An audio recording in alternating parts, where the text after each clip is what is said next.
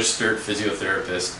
Today I'd like to talk to you about an exercise that's really important to do after a wrist fracture, post-wrist fracture.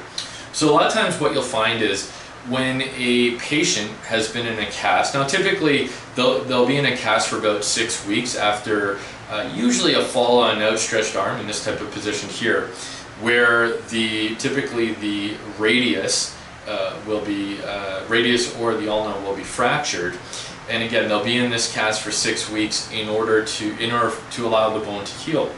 Now what'll happen is after the cast is taken off, the wrist and the hand will tend to get larger. There will tend to be some swelling, and this typically is due to pressure changes, right, that occur as a result of being in the cast for that period of time and then taking the cast off.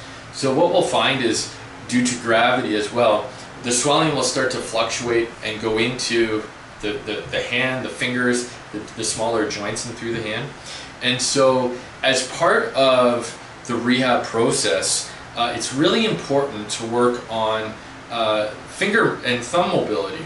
So, and again, the reason for this is because of this increase in swelling, what a lot of patients will find is that there'll be actually limitations in terms of dexterity and their ability to use their thumb and fingers for picking up objects and for doing sort of those smaller motor skills.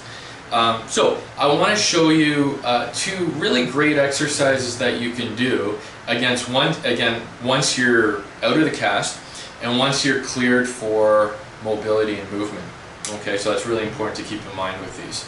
So the first exercise is called opposition, and it's really straightforward, but essentially what you're going to do is you're going to bring your thumb to the individual fingers in order to work on that particular movement. So basically it just looks like this: thumb to each finger. And what you'll find again is when there's these pressure changes and when there's this enlargement, so to speak, of the fingers and of the hand, this can be a very challenging exercise to do, especially getting to that pinky finger.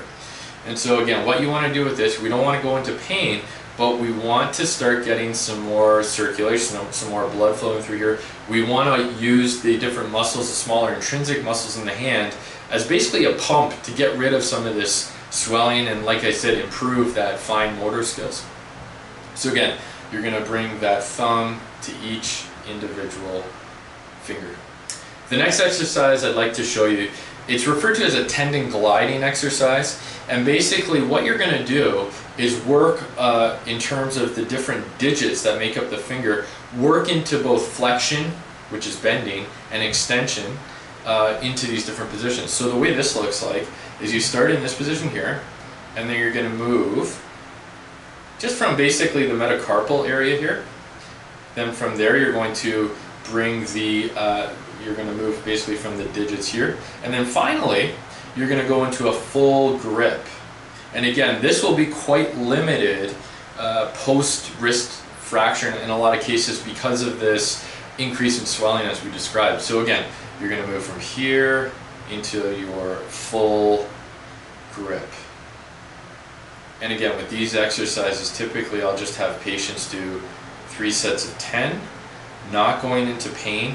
And what you should find is that as you continue to do the exercise, that you're actually able to go a little bit further each time, again, as some of that swelling gets pushed out of the joint. Please refer again to a registered physiotherapist or a physician to make sure that this exercise is appropriate for you. Thanks again for watching. Have a great day. Take care.